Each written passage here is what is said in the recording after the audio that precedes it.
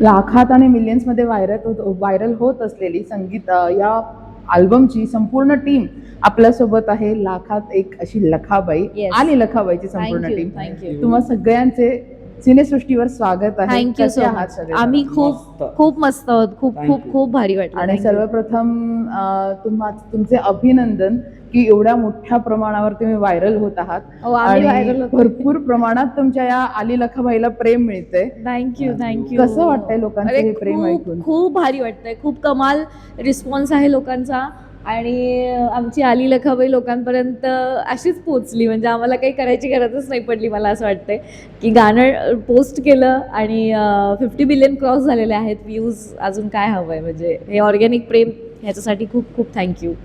Okay, Hitesh सरांना प्रश्न आहे. Yes.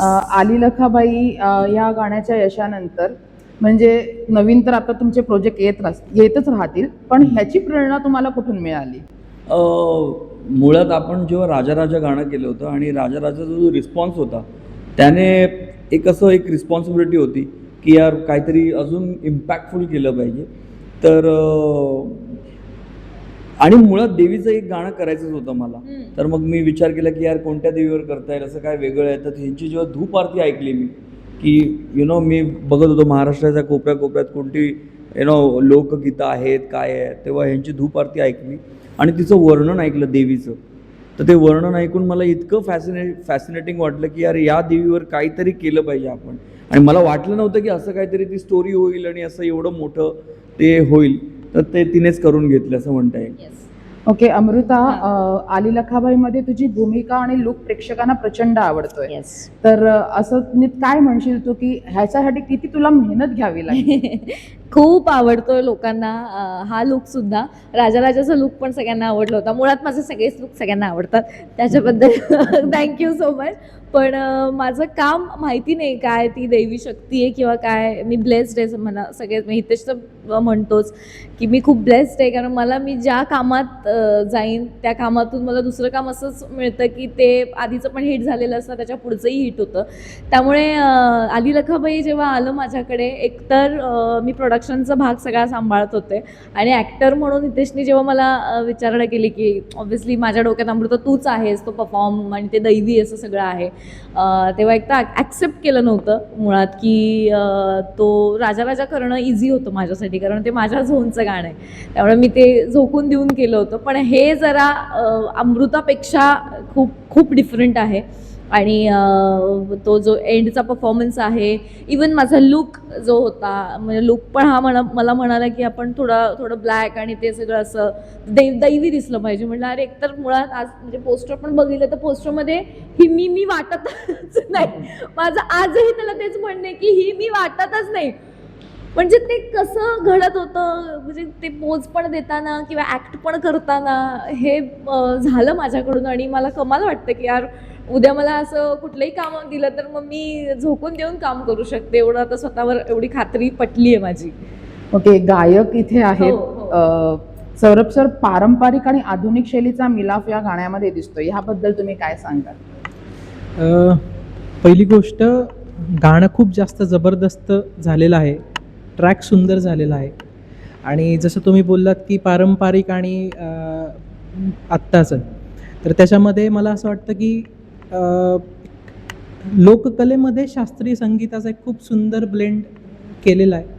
आणि गायचं जर झालं तर मी ह्याच्यामध्ये जो माझा नॉर्मल गाण्याचा टेक्स्चर आहे, वोकल टेक्स्चर, त्याच्यापेक्षा थोडासा वेगळा एक्सपेरिमेंट करून म्हणजे दादानी तो करून घेतलेला आहे. आणि मला वाटतं की ते म्हणजे मला आत्तापर्यंत ज्या कमेंट आल्यात की हा तुझा आवाज आहे का वगैरे, असं पण काही लोकांनी कमेंट केलं की हे गाणं तू बोलतोयस पण तू गायलंयस का खरं आहे. तर एक्सपेरिमेंट आहे आणि हा मला वाटतं की प्रत्येक आर्टिस्टला अशी एक वर्सटॅलिटी दाखवण्याचा एक चान्स मिळाला पाहिजे, तो मला या गाण्यामध्ये मिळालेला आहे. बरं, सोशल मीडियावर गाणं व्हायरल होण्यामागे काय महत्त्वाचं ठरतं असं तुम्हाला वाटतं? आजकालचं सांग काय चालतंय? नाही, आजकाल तर काय म्हणजे मला वाटतं ते व्हिज्युअल्स आणि गाणं म्हणजे ते देवीची एक जी स्टोरी आम्ही मांडली आहे, त्याबरोबर जे VFX आहेत, व्हिज्युअल्स आहेत, ते लोकांना अट्रॅक्ट करत आहेत. ते मोर दॅन अट्रॅक्ट कनेक्ट करत आहेत. ती स्टोरी आपलीशी वाटते, लोक त्यावर खूप रिॲक्ट करत आहेत. तर मला वाटतं एक व्हिज्युअल ट्रीटमुळे ते लोकांना खूप आवडते. आहे आणि म्हणजे मुळात तुझं परफॉर्मन्स पण.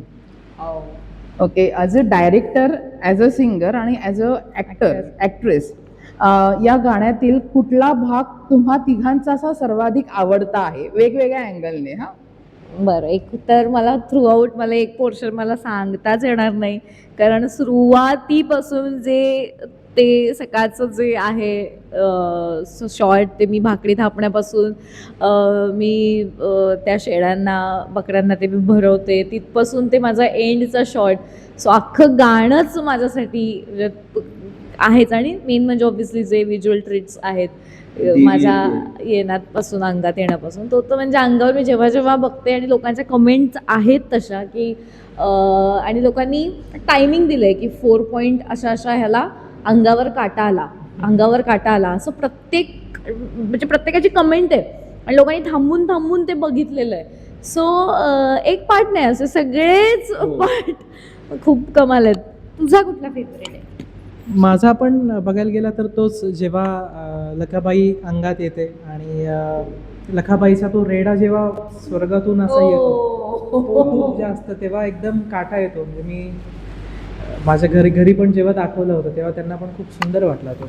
आणि गाण्यातलं जर बोललात तर मला स्टार्टिंगचा जो धूप आरतीचा पोर्शन आणि लास्टचा जेव्हा तिचं माहेर कोकण, हे मला खूप जास्त आवडलं आहे. येस.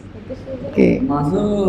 मला फर्स्ट सीन खूप आवडतो, कारण तो आपल्याला स्टोरीमध्ये घेऊन जातो. आणि त्याच्यानंतर जेव्हा ती देवी येते आणि तिच्या अंगात जाते, तो फायर बॉल तिच्या अंगात जातो आणि त्यानंतर जो तिचा पूर्ण ॲक्ट आहे, तो ॲक्ट माझा ऑलवेज फेवरेट आहे तो. सर, सौरभ सर, तुम्ही आत्ताच सांगितलं की कोकणाचं वगैरे असं काहीतरी सांगितलं, स्पष्टीकरण दिलं की हे मला पार्ट आवडतं, तर प्लीज थोडीशी एक झलक आम्हाला ऐकायला मिळाली तर बरं होईल. विष्णू देवाला सांगतो गारान, लखाबाई अग्नीच घर, आली आली ती लखाबाई, आली आली ती लखाबाई, तिचं माहेर कोकण. वा वा वा. आणि तुम्हा सगळ्यांना खूप खूप धन्यवाद. तुम्ही तुमचा अमूल्य वेळ दिलात आणि अशीच लखाबाई सदैव तुमच्या पाठीशी राहो आणि भरपूर प्रेक्षकांपर्यंत तुमचा हा व्हिडिओ पोहोचावा. थँक्यू. थँक्यू. थँक्यू.